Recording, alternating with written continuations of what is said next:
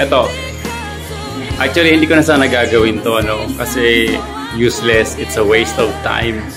Pero, for the last time, gagawin ko. At gusto kong i-discuss. Marami akong kailangan i-discuss. Pero, yung mga naaalala ko lang ang sasabihin ko. And, I don't care kung maiintindihan mo o iintindihin mo to, tatanggapin. Kasi alam ko naman na sarado utak mo, di ba? Alam ko naman na medyo konti lang yung laman ng utak mo.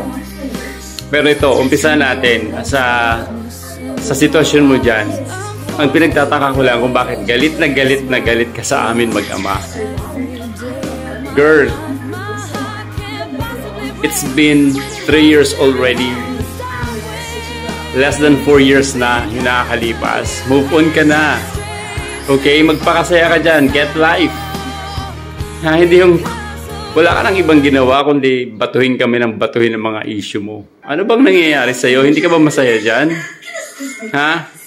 Unang-una, nagtataka ako bakit galit na galit ka sa amin mag-ama. Di ba ikaw tong nanggago? Ikaw tong nangwasak ng pamilya? Ikaw tong... Sorry sa word pasensya ka na sa word. Ikaw tong naglandi. Ikaw tong nagnakaw at nagwasak ng pangarap ko. Ikaw tong nang babastos, ng mamaliit, ng kagago, naninira. Di ba? Pero bakit ikaw yung galit na galit sa amin mag-ama? Dati ako yung sinisira mo. Ako yung ginagawan mo ng mga false accusations, mga fake news. Ngayon naman pinupunteriya mo yung anak ko. Knowing na ikaw yung nanay. Di ba? Pinagkakalat mo sa mga kakilala mo, sa mga relatives mo, sa mga barkada mo. Pinaniniwala mo yung mga bobong tao na masamang anak yung anak ko. Take note and remember, nanay ka. Bakit mo ginagawa yan sa anak ko? Ha? Sasabihin mo, pinapalaki ko siya na may galit sa'yo. Bakit? Bakit ko naman gagawin yon? Eh kung binibigyan mo naman talaga siya ng dahilan para magalit sa'yo. Sasabihin mo, minamanipulate ko yung anak ko, binibrainwash ko yung anak ko, at pinapalaki ko na dinidisrespect ka. Unang-una, kung nararamdaman mo na dinidisrespect ka ng anak ko, pasensya ka na, tao lang yung anak ko. Okay? Pero, gusto ko lang malaman mo kung sino talaga yung pinakabastos sa ating tatlo. Diba? Kung sino yung pinakabastos sa ating tatlo.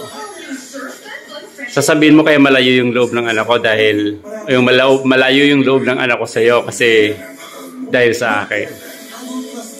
Girl, hindi yun dahil sa akin. Sadyang talagang simula noon, nung nasa Taiwan ka pa hanggang umuwi ka dito at bumunta ka dyan, maraming beses mong pinapatunayan na baliwala sa iyo yung anak ko. Wala kang kaamor-amor sa anak ko, te. Baka hindi mo alam. O dahil di mo napapansin yon na wala kang kaamor-amor sa anak ko dahil yung pagmamahal mo nailipat mo na sa ibang lalaki, di ba? Yung mga time na sinira mo yung pamilya natin, di ba? Hindi lang ako yung naapektuhan noon, hindi lang ako yung na-depress noon, hindi lang ako yung nagkaroon ng anxiety noon. Siyempre, naapektuhan din yung anak ko kasi anak natin yun eh. Di ba? Kahit anong tago natin, kahit anong iwas natin na hindi maapektuhan yung anak natin, wala tayong magagawa doon.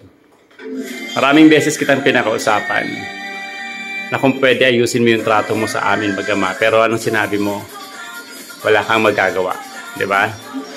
Yung nakiusap yung anak ko na mag-usap tayo, sana makita niyang mag-usap tayo.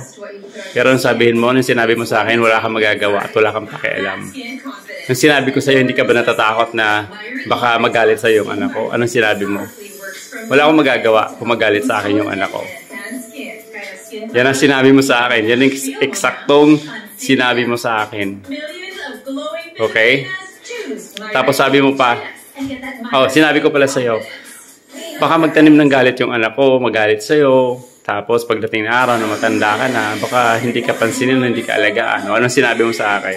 It is home for the aged ka. Diba? Yun yung mga sagutan ng mga taong talagang in love na sa ibang tao, sa ibang lalaki kaysa sa pamilya. Yung pambabastos mo sa akin, yung pamamalit mo sa akin, yung paninira mo sa akin. Marami kang mga kagagawang ginawa sa akin. Sa tingin mo, hindi yun magiging dahilan para lumayo yung loob ng anak ko sa'yo? Diba? Umuwi ka dito. Ang daming wine dito, ang daming alak dito. Ilang weeks pa lang naubos mo na yan kasama ng mga barkada mo. Sa tingin mo, magandang halimbawa sa mata ng anak ko yan.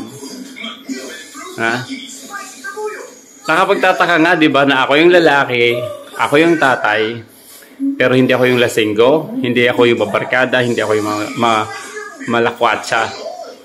At wala akong iba. Diba?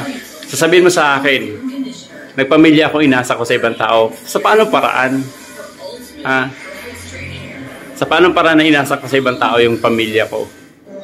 Simula't simula pala nung kinasal tayo hanggang nabuntis ka, hanggang pinanganak mo si Aki, yung anak ko.